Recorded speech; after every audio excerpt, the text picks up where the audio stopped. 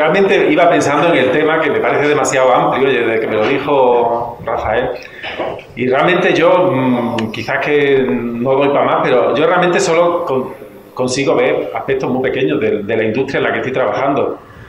No sé si me atrevería a hacer análisis así muy cosmogónicos de la deriva de los gustos y eso.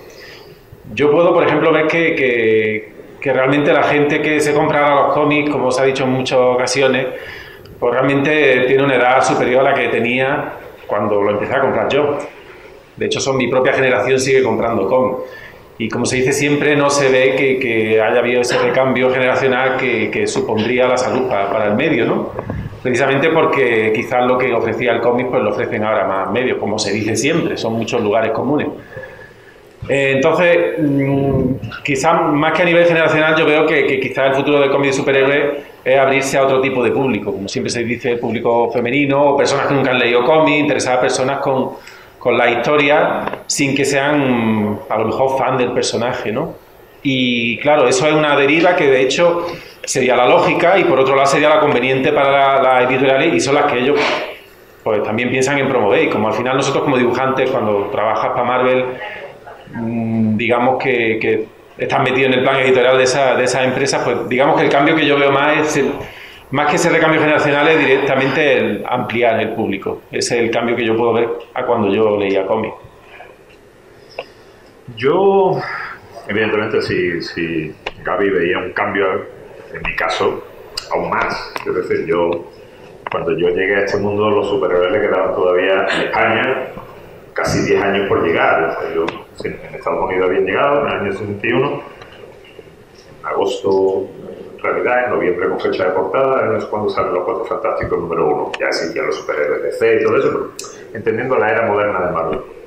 Entonces, desde aquella época hasta la actualidad, los cambios han sido constantes y brutales. El cómic de superhéroes, entender el cómic de superhéroes como una unidad más o menos coherente, homogénea, que no suele cambiar y que de buenas a primeras ocurre un acontecimiento catastrófico que produce un cambio dramático en ese entorno cerrado, en esa cosmogonía, como decía Gaby, cerrada y estable, no tiene sentido, porque si algo sabe y aprende el cómic de superhéroes es que estamos en un cambio constante. Desde la primera generación de autores como Colan, Buscema, Adams, bueno, quita Adams si quiero, porque era tan terrible, pero Kirby, etcétera, etcétera, a la llegada de gente como Chaykin, Starling, Russell, etcétera, etcétera, el cambio fue abismal, y eso en apenas 10 años, en los primeros 10 años, y de ahí hacia adelante. Lo que pasa es que siempre las editoriales han querido transmitir la idea de que esa estabilidad existía, ¿no? Y que todo iba tranquilo. Siendo eso falso. En mi caso, yo creo que en los últimos años el elemento provocador o potenciador del cambio han sido las películas de superhéroes. Las películas de superhéroes creo que cambian radicalmente la visión del cómic de superhéroes en sí mismo. Durante muchos años, probablemente desde los años 90 en adelante, las editoriales, en particular Marvel, cuando pierde a su núcleo de estrellas, que eran Jim Lee, que era Ron Liefeld, Tom McFarlane, Silvestri, Larsen y Valentino, y se van a Image, Marvel se da cuenta de que promocionar a autores es un error desde su perspectiva, porque los autores se te pueden ir. Tú te gastas un dinero en promocionar a gente para vender tus tebeos, y ese dinero después resulta que para lo que sirve es para promocionar la editorial, que esa gente se vaya a otra editorial o lo que sea. Entonces se dan cuenta que lo que nunca se les va a ir van a ser los personajes. Entonces empiezan a promocionar los personajes. Y en cierta manera eso ha creado un nuevo tipo de fan, que es el fan del superhéroe. No el fan del cómic, sino el fan del superhéroe. Y probablemente desde que aparecen las películas, creo que en lugar de captar lectores, lo que hemos hecho es perderlo. Porque durante muchos años una película de superhéroes ofreció un producto de clase B en comparación con el propio cómic. O sea, la visión que se ofrecía de los superhéroes era mucho más impactante en el mundo del cómic que en un cine sin efectos, en un cine de segunda B. Pero cuando aparece la infografía se consiguen unas películas espectaculares y te encuentras a gente que eran lectores de cómics que te hablan de las películas como se suponía que deberían hablar de los cómics, pero sin embargo hablan de películas y empiezan a hablarte de personajes. Todo el trabajo queda reducido a lo que le pasa a los personajes, a las aventuras y entonces tú te das cuenta de que en realidad tú has estado haciendo mucho trabajo durante un cierto tiempo para gente que lo que quería era su dosis de superhéroes. No querían el uso del lenguaje, no querían la exploración del mundo del cómic, sino que querían su dosis superheroica. Y ese descenso de lectores, consecuencia de la aparición de esas películas, que en perspectiva no ha servido para ganar lectores, sino para perderlos, sin embargo ha mejorado el mundo del cómic. Porque la gente que hoy está en el mundo del cómic es gente que sí quiere leer cómics. Porque el superhéroe ya lo tiene en el cine. Ya tiene esa dosis superheroica donde la gente le discute en Twitter sobre Avengers Infinity War y ahí se queda. Entonces en el mundo del cómic te permite que las editoriales, al ser conscientes de que el cómic ya no es el que paga la nómina de la empresa, sino que la nómina de la empresa ya viene pagada por los beneficios de las películas, hoy día los editores pueden arriesgar mucho más y se hacen productos que hace una serie de años era imposible pensar o eran muy escasos en ese sentido. Porque Marvel está amortizada por la posibilidad. Marvel no tiene miedo como empresa, ya no va a haber bancarrota como pasó en los 90, ya no va a haber ninguno de esos peligros. Hoy día Marvel se mueve en terreno seguro. Pero los editores, pues, además de eso, también le tienes que meter el hecho de la apertura de fronteras. Marvel, el cómic de superhéroes era una isla evolutiva, era una Australia, era una Nueva Zelanda, que no se mezclaba. No había hibridación de especies con Europa o incluso con Japón. En el mercado norteamericano el superhéroe evolucionaba de una manera muy particular, pero dentro de su propio entorno. Cuando aparece Internet y se aparece una influencia de Europa, de autores europeos, Japón, etcétera, etcétera, eso produce un producto muy distinto, produce un producto que mucha gente lo ve como algo completamente desnaturalizado, pero que es consecuencia de la lógica evolución y de la lógica imbricación que tiene el mercado norteamericano con otros mercados, ¿no? Y hoy día yo creo que conseguir nuevos lectores es difícil, es muy difícil, porque el punto de popularidad que tenía el cómic de superhéroes, que tenía en los años 60, los años 70, ya es imposible de conseguir, pero precisamente esa ausencia de el no tener esa popularidad, no pertenecer al territorio de la cultura popular en sentido estricto que tenía en los años 70, es lo que permite hoy día poder hacer cosas que difícilmente se podrían haber hecho en otro momento, ¿no? Seguimos siendo lo mismo, hombre, hay gente nueva, pero estamos hablando de recambio generacional, no de que haya nuevos lectores, sino de que haya una nueva generación. Que yo no lo veo, yo no sé. No lo sé, es que como también quizás que haya que esperar un tiempo que se familiaricen con los personajes, niños que puedan decir con 14, 15 años, he visto esta película con 10 y ahora me compro un TVO porque tengo dinero para comprármelo, ¿no? Es posible que a lo mejor alguien necesite cómic después de haber visto la película. Yo, por ejemplo, estaba pensando en el tema precisamente y recuerdo que la primera referencia que tuve de Akira fue con la película. Es cierto que era una película de animación, que el director era Kazuhiro Otomo, quiero decir, era un producto muy cercano al propio manga, pero en realidad yo vi Metrópolis cuando Metrópolis era un programa que podías ver, que no era un aburrimiento, y vi un reportaje sobre la película, y nos quedamos en mi casa, mi padre incluido, flipados con el fotograma del neón titilante. Dije, ¿qué película es? Y mi padre empezó a comprarme el cómic. Oye, pues ¿sabes que lo he visto? Y me empezó a comprar el manga. Sí. Pero porque mi padre es que era profesor de dibujo, le gustan mucho los cómics. Ah, esto es trampa. Sí, exactamente. Mi padre es cazador. Y de hecho le gustaba Cañas Bélicas de Boy Scout. Y de hecho mi abuela le quemó en su día los cómics y él nunca me permitió tirar un TVO. Ni eso no lo tire. Bueno, pero aparte de eso, a lo que yo iba es que la primera referencia que tuve sobre Akira fue con la película.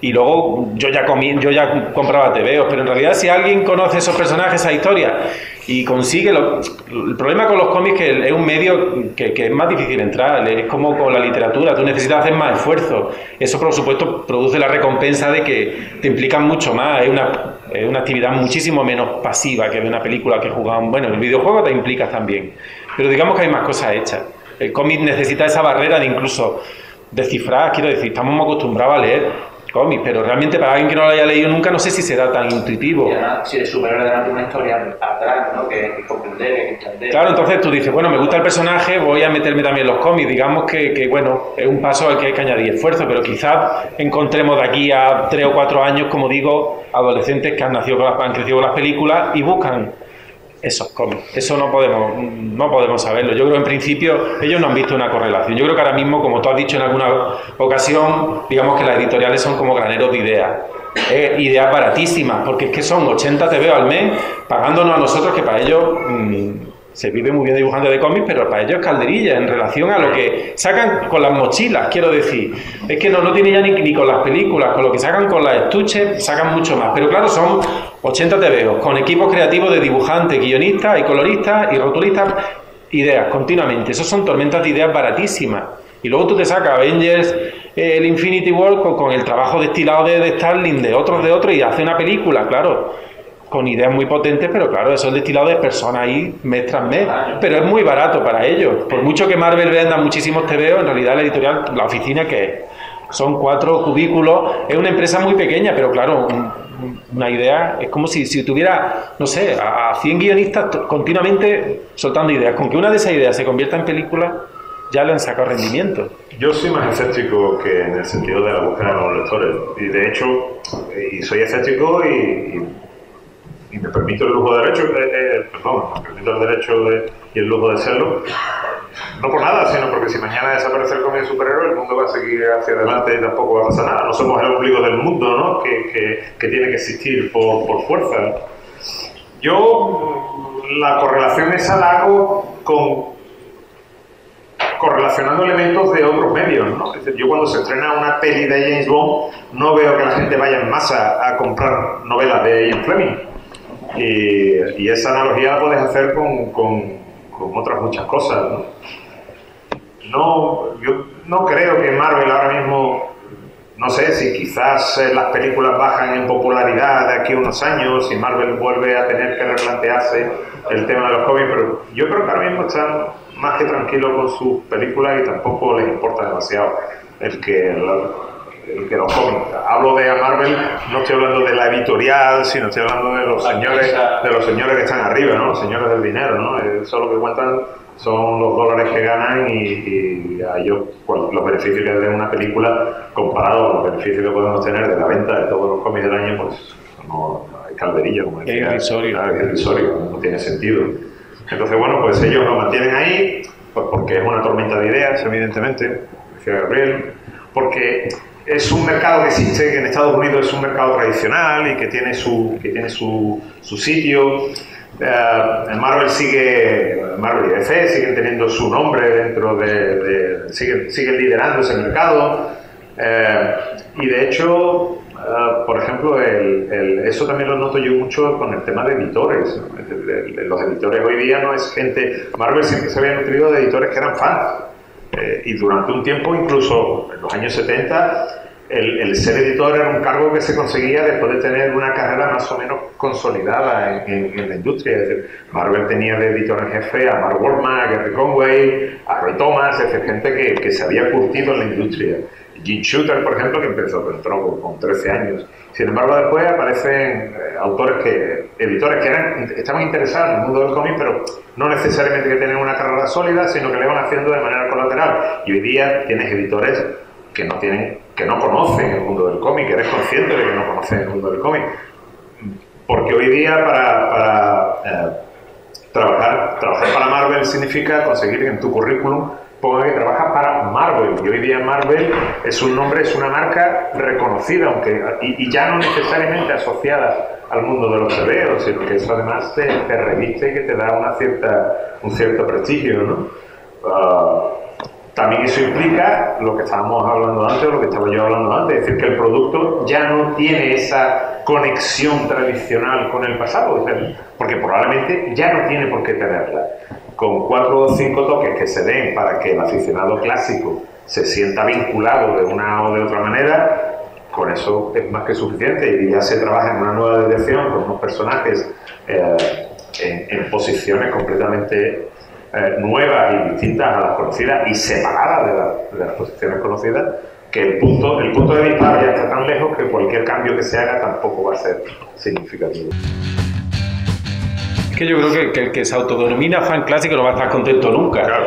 porque además yo llevo muchísimo menos tiempo que Carlos, pero cuando empecé las películas todavía no habían levantado el vuelo como ahora, y aún así había críticas de trabajos míos que decían, este no es Milo Verno, y estaba simplemente alguien que había visto su cómic y lo comparaba con el que yo hacía. Ahora ya cuando salen películas todo el mundo dice, es que ese no es el Capitán América de los cómics, se encuentra como ofendido, ¿no?, en lo más profundo. Eso sucedía antes, y comparaban un cómic con el cómic que sale a lo mejor al año siguiente, ni siquiera había que dar un gran salto. Digamos que eso salvaguarda, no sé, como los que hacen la salvaguarda del personaje existía ya, y eso no va a estar nunca contento. Claro, yo no me imagino a alguien diciendo ese no es mi Hamlet, porque ya tampoco sabemos lo que quería Shakespeare, ya si ha pasado demasiado tiempo, o es que ese baje está muy mal interpretado, mira que lento va, no sé decir. Pero en los cómics de superhéroes esa figura existe siempre, o sea que no creo que esté contento. Y de hecho tampoco pienso que sea la labor de la editorial contentar a ese fan.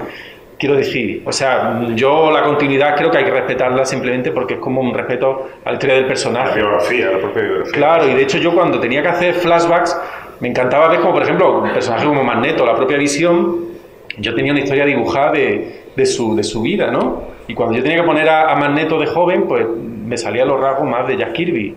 Pues claro, la Visión cuando es como si tiene su historia dibujada y contada, ¿no?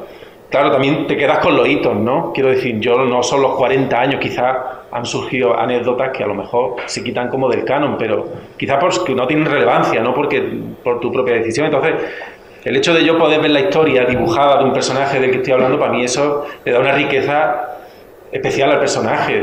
De hecho, cuando las películas cogen al Capitán América y le dan esa representación no del presidente que haya, sino del país, pues están dando en la clave del personaje, ¿no? Pero eso tiene mucho que ver con la continuidad. Pero yo creo que es porque la riqueza del propio personaje, ni siquiera yo como fan o el lector, sino simplemente porque es que es un punto fuerte de los personajes con los que trabajamos.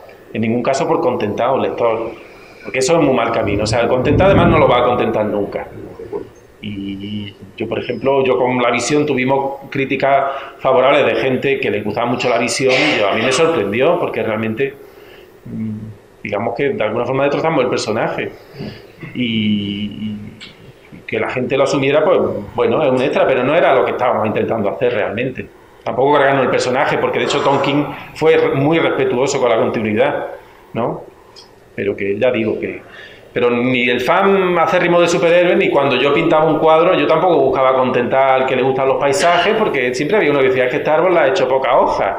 Es que a mí me gusta más el verde que el rojo, ¿y qué va a hacer? ¿Tú crees que Bob Dylan va a pensar en contentar a la gente que le gustan los melismas gregorianos? Pues fíjate si eso ocurrió que cuando salió en el festival de Monterrey, no me acuerdo dónde fuera. ¿Cuándo fue, Rafa? Cuando se puso eléctrico, ¿no? Cuando se puso eléctrico, cuando salió, que todo el mundo le escupía, o sea, cuando salió tuvo que, ¿entiendes? Diciéndole de todo, o sea, que eso suele pasar. No, yo estoy completamente de acuerdo con lo que, de hecho, estaba recordando ahora la primera vez que yo vi los dibujos animados de Mortadelo y Filemón. Yo me enfadé porque yo decía, Mortadelo no habla así.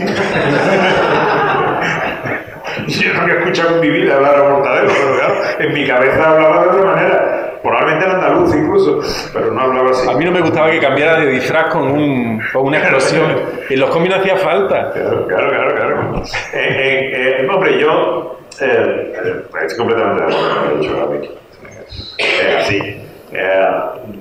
Yo creo en el derecho de los autores de poder hacer lo que quieran con los personajes, destrozarlos, hacer lo que les dé la gana. Pero sí hay un punto... Yo he descubierto dos tipos de guionistas en Estados Unidos. El guionista que conoce a los personajes, o tres tipos, ¿vale? El guionista que conoce a los personajes y que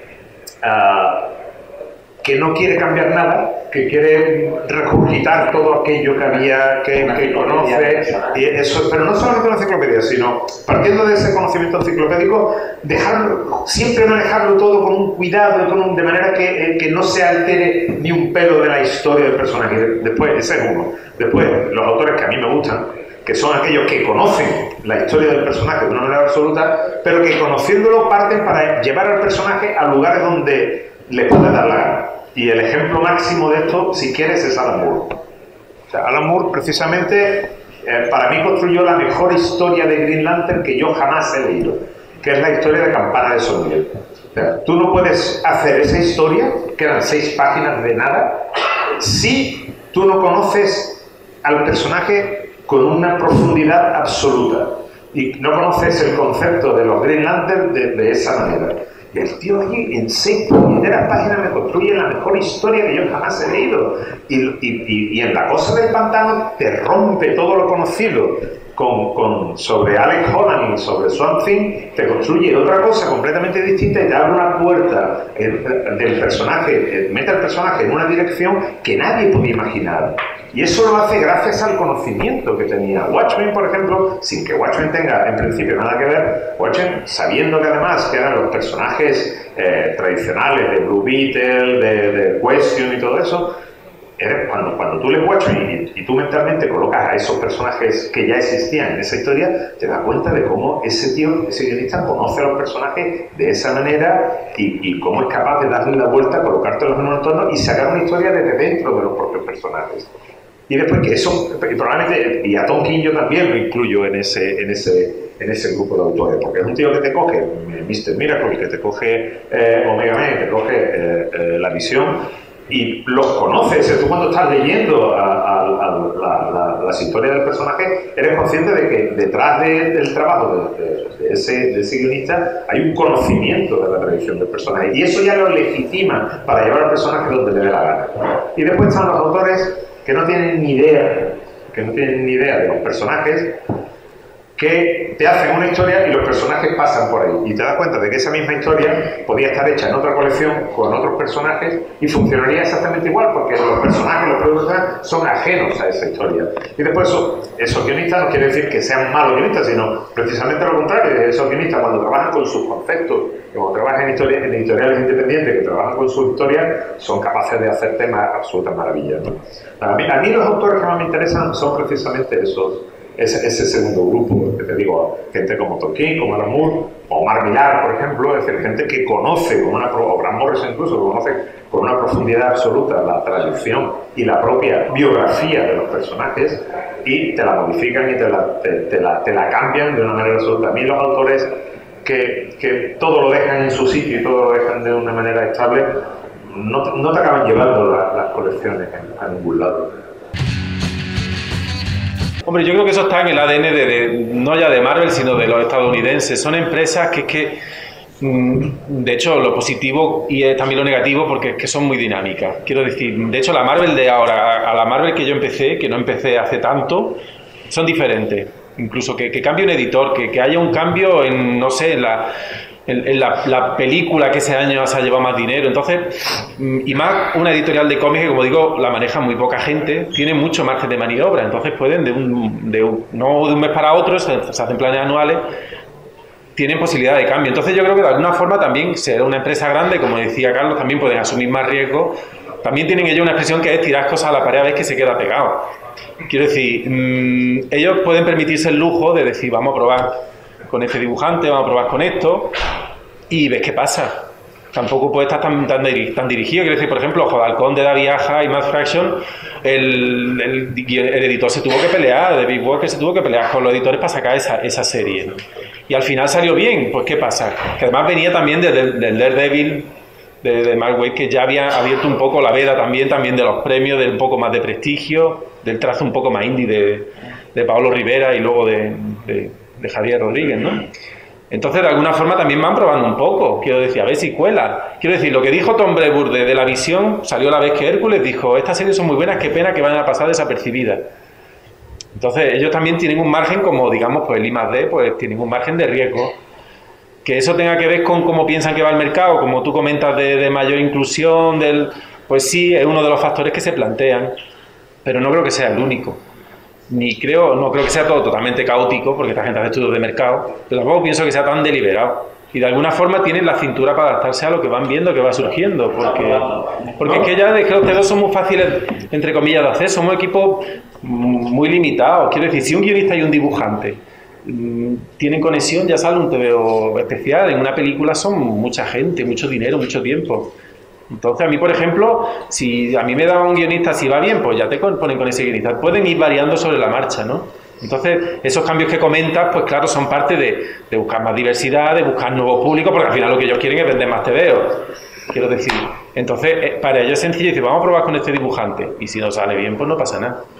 Entonces... Tú fíjate lo que tú planteas, el hecho de que Marvel contrate autores que no hayan sido fan de Marvel, hoy día se ve como algo nuevo, porque parece como si tradicionalmente Marvel se tuviese que alimentar de autores que hayan sido fans primero, por aquello de conocer a los personajes y tal. Pero te pongo un ejemplo que creo que es muy sencillo y que todo el mundo lo entiende, o sea, hasta más tonto yo mismo, ¿no? Y es que los autores que arrancan Marvel no eran fans de Marvel, por una razón muy simple, porque Marvel no existía. O sea, Jack Kirby, Jim Colan, o sea, toda esa gente no eran fans de Marvel, eran profesionales. John Romita, Steve Ditko, o sea, esa gente venía de hacer TVO del oeste, de románticos, de monstruos. O sea, ninguno era fan de Marvel. Y fueron quienes lanzan Marvel. Es decir, la tesis de que hay que ser aficionado y mantener un estilo y mantener tal para ser aficionado a Marvel, o para ser un autor de Marvel, es una falacia que se demuestra por el simple hecho de que la gente que arranca Marvel no era fan de Marvel. Y de hecho, incluso los siguientes autores que sustituyen a esa generación eran fans de Marvel, pero no construyen su estilo directamente a partir de Marvel. Por ejemplo, Neil Adams. Neil Adams es un señor que construye su estilo a través de Stan Drake y a través de una serie de autores que eran de las tiras de prensa, porque Neil Adams venía de las tiras de prensa. Entonces, la construcción de su estilo no viene del cómic de superhéroes. Pero esa idea de que el autor de cómic de superhéroes es mejor en tanto cuanto más sepa de cómic de superhéroes o en tanto más influenciado esté por el cómic de superhéroes, no deja de ser una absurdez y una falacia. Porque yo te digo que todos... De hecho, si te fijas, la gente más trascendente en el mundo del cómic de superhéroes, y lo dejo en el tema de dibujantes, ¿no?, suelen ser gente de gustos absolutamente eclécticos. Estábamos hablando antes. Los dos últimos nombres de autores recientes, la mayoría no suelen ser norteamericanos. Es decir, en los últimos años eran autores extranjeros, precisamente porque durante los 90 el cómic norteamericano fue un cómic excesivamente endogámico. Se retroalimentaba de comerse a sí mismo, y además potenciado por los propios editores. Cuando se va Jim Lee, cuando se van esta gente... el estilo era tan marcado y la impronta que esta gente había dejado en el mercado era tan marcada que los editores potenciaban a gente que dibujase de esa manera y pedían a gente que dibujase, hasta que el mercado no se abre y no empiezan a entrar gente con unas influencias completamente distintas, con influencias europeas y tal, el mercado no se abre, como decía Gaby, tiran cosas a la pared y se quedan pegadas, y se quedan pegados autores que no eran norteamericanos precisamente. De los últimos tiempos, los dos grandes nombres, desde Walter a, que no sé si él me estará escuchando, desde Walter a Aja, sí. O sea, bueno, hay sus historias son gente que conocen el cómic de superhéroes, pero que no están influenciados exclusivamente por el cómic de superhéroes. Y si quiere nos vamos a Bill Sienkiewicz, que es gente que te meten desde la ilustración a la pintura clásica. Frank Wiley, claro, Frank Wiley, como está en la antípoda, exactamente, claro, o el propio Mazzucchelli o el propio Miller, ¿no? Es decir, son gente que sí, que tienen ese conocimiento del superhéroe, pero que no es su único conocimiento, sino que vienen de más allá.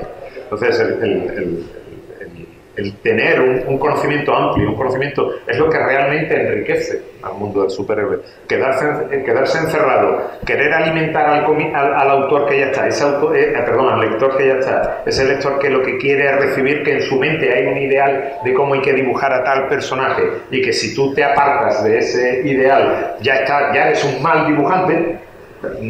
Hay una autora, una filósofa que es francesa pero vive en Málaga, y que escribió un ensayo que era contra el arte y otras imposturas.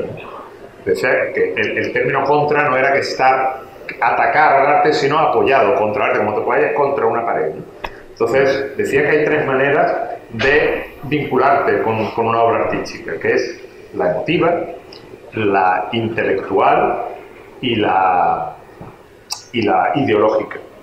Entonces, tú puedes conectar con una obra artística a través del contenido emotivo, porque sea el tebeo que tu padre leía y de chico te lo daba a ti para que tú lo leyeras, o fue los primeros cómics que tú leíste, y aunque sean malos, pero tú mantienes un vínculo con esa obra que la haces tuya y es difícil que tú se lo puedas explicar a los demás. Yo qué sé, el turismo es un gran invento. A mí me parece un peliculón, o sea, es una mierda, pero yo me lo paso de puta madre viéndola, ¿no? Y me río una harta con las Booby Girls, que era la tema más sosa que había en Alemania, pero allí me la pusieron, ¿no?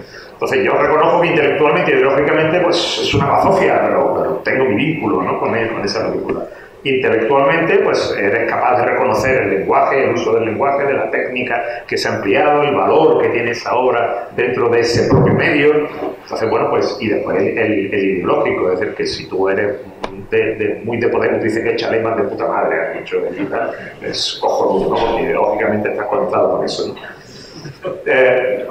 ¿Qué es lo que pasa hoy día con los lectores? Pues que muchos se quedan exclusivamente en el territorio emotivo. Ellos quieren recuperar las sensaciones que tuvieron cuando leyeron aquello. Entonces no le importa ni lo ideológico ni le importa lo intelectual. Después te encuentras el fan que lo que tiene es un vínculo intelectual, que tiene un vínculo con el medio, que lo que le interesa es lo que se hace con el medio, le dé un poco más igual que ideológicamente su obra pueda estar hecha por un autor, por Chuck Dixon, por ejemplo, o que pueda estar hecha por un autor de izquierdas. Y después está el autor, en el caso, por ejemplo, ya te he descrito los tres, ¿no? En el caso de... Yo tuve una vez un conflicto en Twitter con una chica que es crítico y que bueno, forma parte de este frente ideológico en la que se constituye hoy día el neofeminismo. Y tuve un conflicto porque ella decía que lo que yo había hecho, que no había podido pasar de la primera página. No había podido pasar de la primera página de mi Superman, de Camelot Falls. Porque al ver a Lois Lane en bragas, eso a ella le parecía una aberración hecha con el cómic. Ella se aproximaba desde una perspectiva estrictamente ideológica. A ella no la podías convencer de que es que se acaba de levantar de la cama. O sea, es verano, hace calor, el guionista me pide que hace calor. Yo no sé cómo duermes tú en verano, pero el lector en cierta manera es un voyeur, entra en la intimidad de los personajes. El personaje no está queriendo erotizar al lector, sencillamente está viviendo su intimidad. A ella eso le parecía, eso tiene que estar ausente de los cómics. Bueno, es una manera de acercarse a los cómics. Entonces, en definitiva, ¿dónde quiero ir a parar? Que tú tienes que hacer el cómic que tú crees que debes hacer. No puedes contentar porque siempre va a haber una serie de conflictos, esencialmente esos tres. Siempre va a haber gente que se va a querer acercar al cómic de una manera, gente que se va a acercar a una obra de otra manera, y siempre vas a tener conflictos, nunca vas a poder contentar absolutamente a nadie. Lo único que puedes hacer es lo que tú crees que puedes hacer y saber que siempre vas a tener gente en contra. Pero que eso no es lo malo es no tener nadie a favor. Yo pienso que precisamente lo que decía antes, quiero decir, de alguna forma no creo que se sienten, vamos a hacer una serie independiente, a ver qué pasa. Pero si ven que va bien, pues claro, por otro lado también es una forma de atraer a los autores, porque ahora mismo un autor lo que realmente necesita es estar un tiempo seguido en la misma serie, que esa serie sea compacta y que alguien se la pueda leer de un tirón, ¿no? Entonces, es también una forma de atraer a los autores, a un guionista, a un dibujante, pues incluso si es de fuera del medio o si lleva tiempo sin trabajar en superhéroes, si le ofrecen ser un dibujante de relleno, pues no le va a traer tanto como si le dicen, mira, tenemos este guionista, vamos a hacer una serie de 12 números y va a ser una historia terminada, ¿no? Y por otro lado se han dado cuenta de que hay un mercado para eso. Yo solo puedo hablar como decía antes, yo tengo una visión general pues, limitada, yo simplemente intento extrapolar mi propia experiencia, pero yo, por ejemplo, con los últimos números de la visión me estaba metiendo mucha prisa y yo no quería terminar mal ese número, ese TVO, no quería por puro egoísmo realmente y por, digamos, que habíamos mantenido el tipo durante esos números, hubo solo uno que no hice, y entonces le dije al editor, digo, mira, que haga otra persona el último número. Fue un poco un órdago porque yo quería hacerlo y sabía que me iban a decir que no, porque de hecho el guionista ya había dicho en algún momento que solo quería que lo dibujara yo. Pero bueno, yo digo, mira, yo necesito 2 semanas más para acabar bien esto. Si veis que no corresponde a vuestro calendario, que lo haga otra persona. No, no, lo tienes que hacer tú. Y ahí a donde iba, digo, porque queremos convertir esto en un perennial seller, que es algo que se vaya vendiendo durante mucho tiempo, como las reediciones de Sandman o eso. Entonces a lo que voy es que la serie cerrada, como la que comenta, también enlazando con lo del mercado, te lleva a otro tipo de librería. Tú puedes llevar un tomo a más librerías, no tienes que venderla en la librería especializada. Entonces se hace un producto diferente. O sea, los personajes son los mismos, si se hace bien se mantiene la continuidad, pero el producto lo puedes sacar, digamos, de todo el catálogo y venderlo como una obra exenta, ¿no? Digamos, de hecho, la película, ahora mismo existe el problema de que si no has visto las películas anteriores, es posible que no te enteres. Entonces, si por ejemplo ahora dicen a, no sé, decir, David Lynch, pues mira, puedes hacer una película de Lobezno como te dé ti la gana. Pues está claro que estás construyendo un producto diferente. Entonces yo creo que por un lado se debe, ya te digo, atraer a profesionales que les puede llamar la atención esa, digamos, esa independencia, por decirlo, y luego buscando directamente otras vías.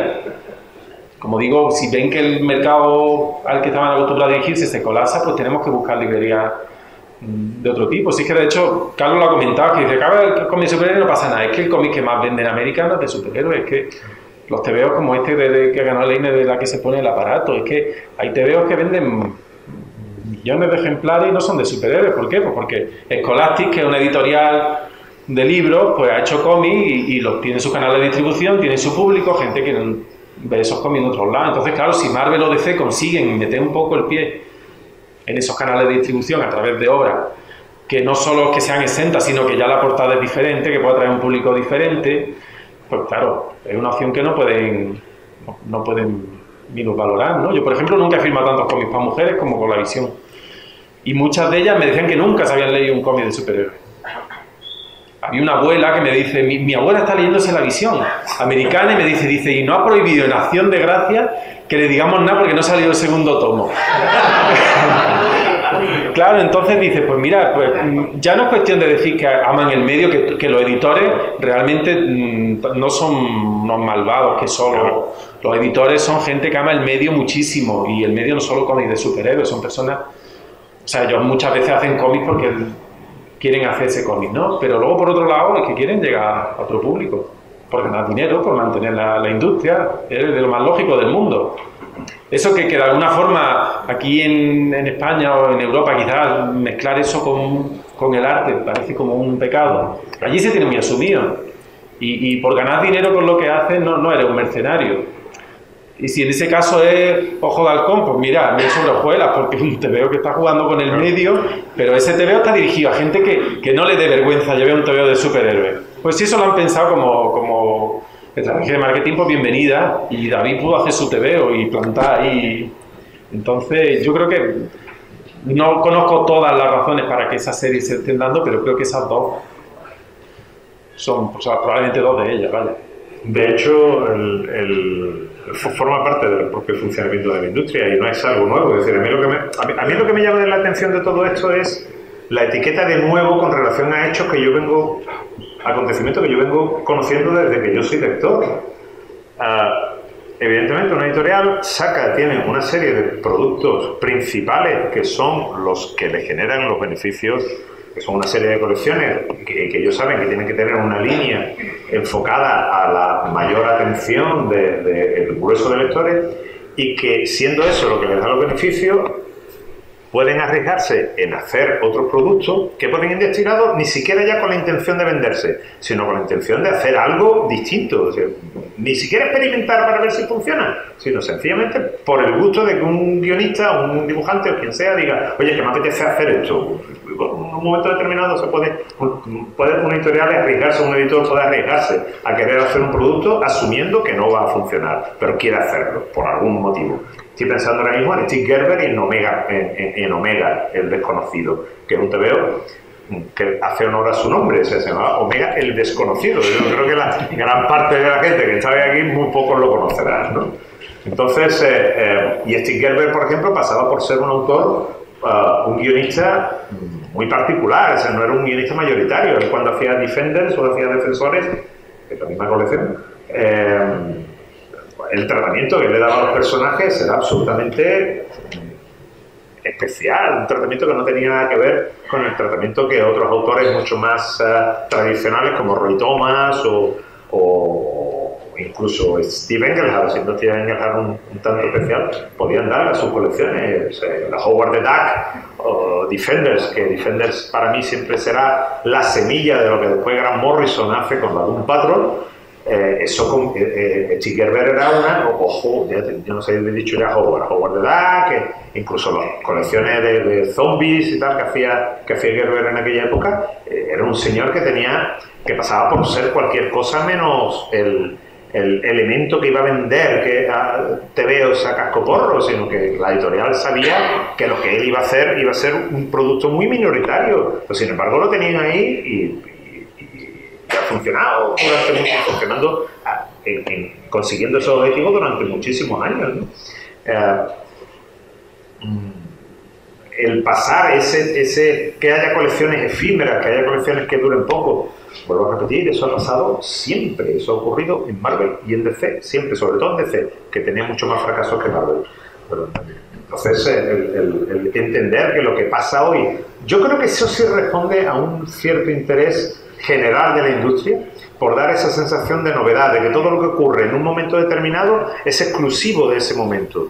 Pero cualquiera que lleve unos cuantos años leyendo cómics es capaz de ver reproducido hoy día fenómenos y eventos y hechos que se vienen reproduciendo desde que la editorial existe, porque eso forma parte de lo que decía Gabriel, del funcionamiento de una industria. O sea, hay que experimentar, hay que ver si por aquí, no sé, se me ocurre ahora mismo el cine. Pues a la mitad de los 70, tanto el mundo del cómic como el mundo del cine estaban en un momento de declive total. Se hacían buenas obras, en el caso tanto del cine como en el mundo del cómic, se hacían buenas obras, pero que no se encontraba una salida. Tú tenías al Padrino en el mundo del cine y tenías la tumba de Drácula en el mundo de Marvel. Y entonces, hasta que no sale Star Wars y hasta que no sale más, curiosamente son dos fenómenos muy paralelos y muy parecidos, que producen unas consecuencias muy similares. Hasta que no sale Star Wars en el cine, hasta que no sale X-Men en el mundo del cómic, eso produce una explosión, una nueva dirección, se abandonan la manera de trabajar tradicional y antigua, incluso cambia el público, que en el cine ya aparece el público adolescente, aparecen los multicines, ya el cine que era la evolución del teatro, que era una manera distinta de ir al teatro, ya deja de ser lo que era, aparece el público joven, el público adolescente invade las salas de cine, ya se venden hamburguesas, se venden palomitas, ya la gente no se viste de gala para ir al cine a ver una película para adultos, sino que empieza a aparecer un nuevo tipo de cine. Y con el cómic pasaba 3/4 lo mismo. Desde ese enfoque adulto que se le daba al cómic en aquella época por gente como Gerber, Starlin, Chaikin, etcétera, aparece con el trabajo de Claremont aparece una nueva manera de trabajar con los superhéroes, más hacia la aventura, metiendo elementos nuevos y tal, que capta a una cantidad de lectores que no existían antes, ¿no? No, pues así es como funciona, es decir, gracias al ensayo-error, que básicamente es la manera que nosotros tenemos de definirlo, que es tirar las cosas contra la pared. Vamos a probar cosas a ver qué funcionan. Y algunas funcionarán, cuantas más cosas probemos, algunas funcionarán.